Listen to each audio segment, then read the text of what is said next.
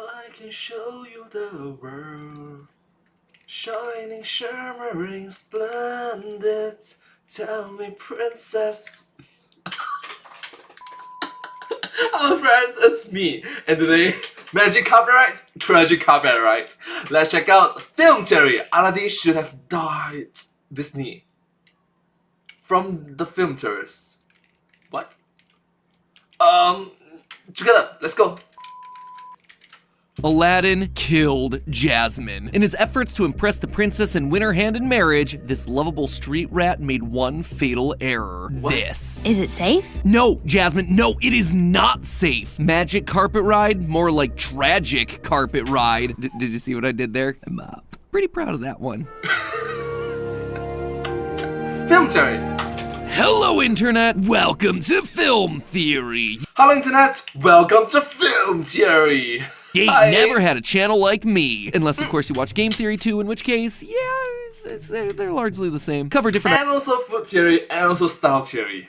IP, I suppose. Or not, actually. Whoopsie! So anyway, Disney's not doing that hot these days, huh? They've had flop after flop at the box office, tentpole brands like Marvel and Star Wars are struggling, their back catalog's been tarnished by an onslaught of low-effort live-action remakes, and even the parks division is sweating heavily due to lower attendance and the shutdown of a $350 million hotel merely a year after its opening. Really kind of makes you yearn for the golden days of classic Disney, right? The Renaissance era, where every movie was a certified classic that would go on to shape the childhoods for generations of kids. I'm talking about the OGs here. Lion King, Little Mermaid, Beauty and the Beast, Aladdin, all the ones that have been bled dry for an extra $1 billion at the box office. Their originals are revered for a reason. Beautiful animation, amazing songs, timeless stories, traumatic nightmare fuel that'll need years of therapy to process. Oh, I'm sorry, did you miss that last one? Blocked it out of your memory and all that? Well, let me refresh you. The Disney classics were rife for terror. There were the scary moments, of course, like Mufasa's death, the wolf attacks of Beauty and the Beast, Hercules literally withering to dust, and Prince Eric's ship burning with him and his dog's lives on the line. Then, of course, he had the disturbing themes that could also scar you. Belle Now that you mention it,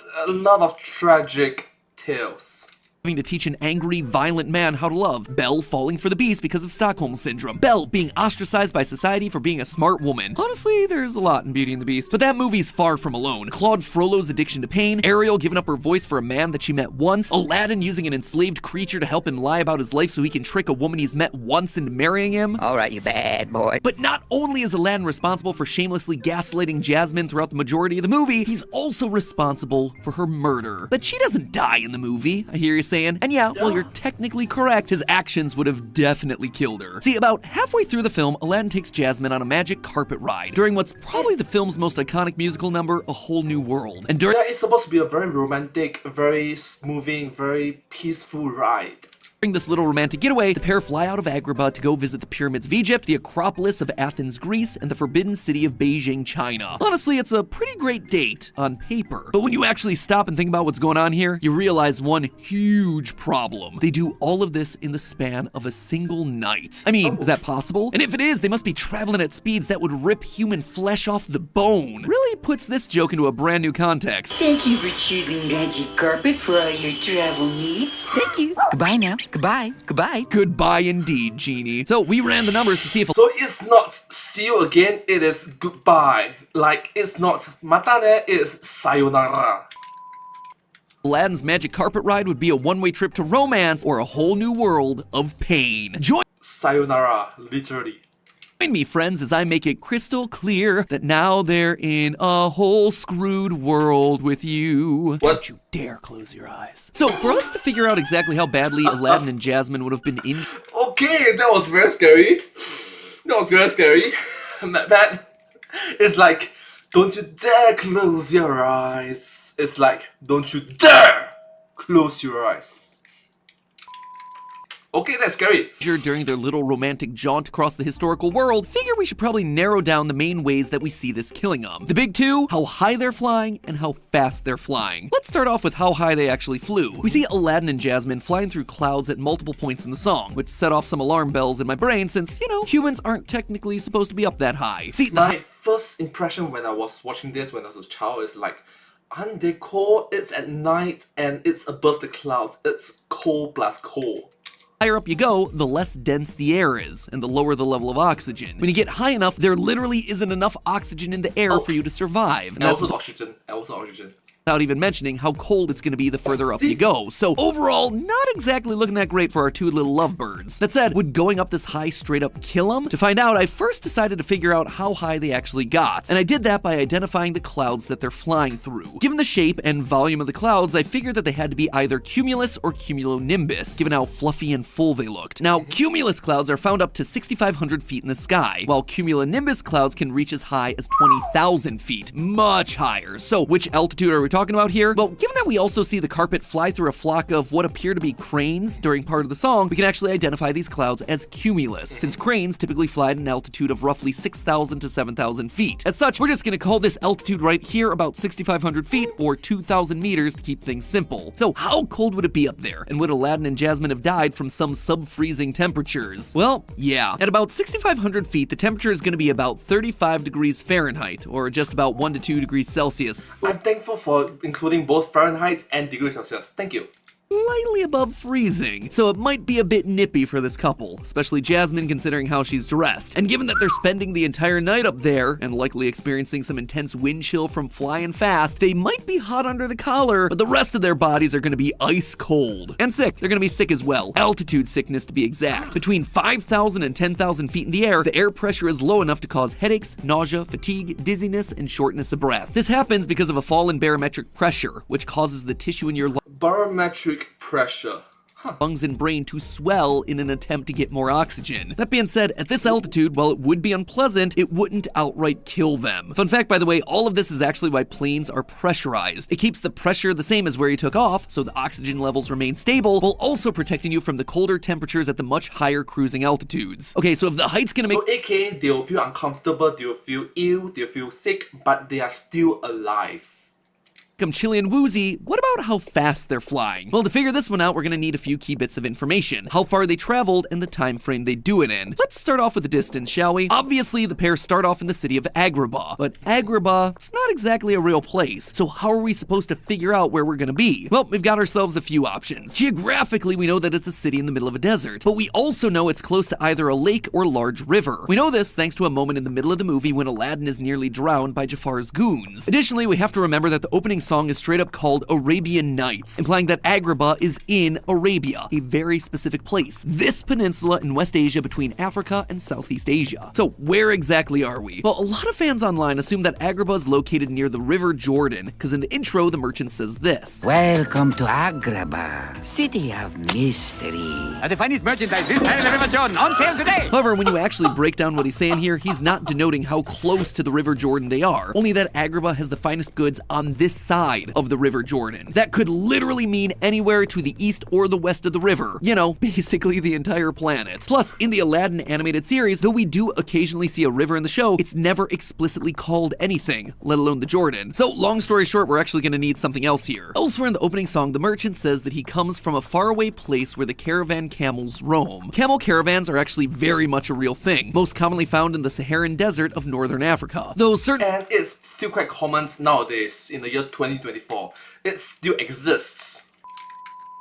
breeds of camels were also used for this sort of travel and trade in the Middle East, Central Asia, Mongolia, and China. Again, not really helping us narrow things down all that much, so what else could we look at? We could look at where the actual story of Aladdin originated, which isn't where you'd expect. The original version of the tale actually comes from China. Again, not really working for our story here because this one's clearly based on the Middle East. So then I thought maybe we could use the clothing of the characters and the architecture of the city to try and pin something down. The architecture from Agrabah's palace clearly took inspiration from the Taj Mahal of India. It's even located in a city named Agra. So I thought we might be getting somewhere, but here's the thing. India, it's nowhere near the Arabian Peninsula. Arabian Nights are not happening there in that subcontinent. So back to the drawing board. The clothing. The clothing worn by characters like Aladdin, Jasmine, and the Sultan resemble what would have been worn by citizens of the Iraqi city Baghdad, though with a lot of artistic and cultural shortcuts and inaccuracies thrown in by Disney. So that right there is a pretty strong lead that gets even stronger once you consider this. According to John Musker, co-director of the film, the first treatment treatment of the movie was set in Baghdad, Iraq. However, while the movie was in development, the first Gulf War broke out in the area, and corporate executive Roy Disney insisted that Aladdin couldn't be explicitly set in Baghdad, and thus Agrabah was created as a stand-in. And there is a bit of evidence in the movie for why this lines up with everything else that we've talked about. Geographically, Baghdad lines up with what we see around Agrabah, with the vast swaths of desert. The city is built on the Tigris River, which could be a stand-in for all the bodies of water that we see in the movie and the show. Baghdad was historically one of the most important urban stops along the Silk Road, which would have seen camel caravans stopping by frequently. It's also right on the edge of Arabia, so could be argued to be a part of it, thus giving it Arabian Nights. Additionally, in the Cave of Wonders, you can spot this statue of Lamassu, an ancient Mesopotamian deity which originated in Sumerian territory, very close to where modern-day Baghdad is located. Pretty much all the clues match, which means that we're going to be using Baghdad as our stand-in for Agrabah for our purposes today. So now that we know roughly where Aladdin and Jasmine start their journey, where do they actually go? Well, over the course of the song, we see them fly through the pyramids and past the Sphinx outside Cairo, Egypt, then up to the Acropolis in Athens, Greece, before completing their little song at the Forbidden City in Beijing, China. It doesn't take a geographic genius to see that right there, that is a long journey. But just how long exactly is it? Well, let's break it down. Assuming that the carpet took the shortest possible route between each stop on its journey, it's roughly 780 miles or 1,260 kilometers from Baghdad to Cairo. The second leg, In a single night. Everything in a single night.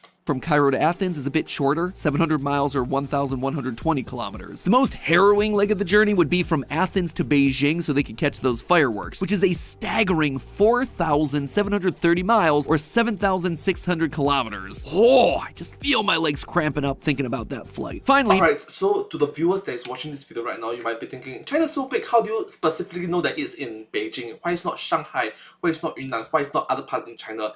Because it display, I think the cartoon displays the Zijingcheng, which is the palace, the imperial palace, the royal palace, the king's palace. You get the point, the palace, in Beijing.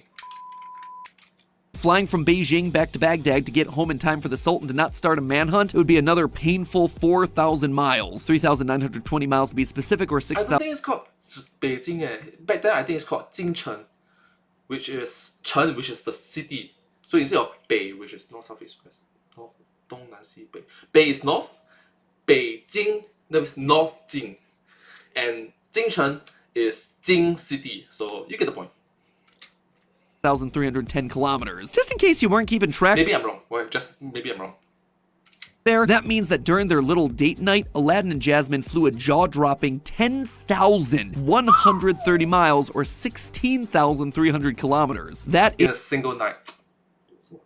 Wow. is a lot. If you did this on a normal commercial flight, it would take you over 20 hours. The longest normally operated nonstop flight in the world flies between Singapore and New York City. That one Singapore!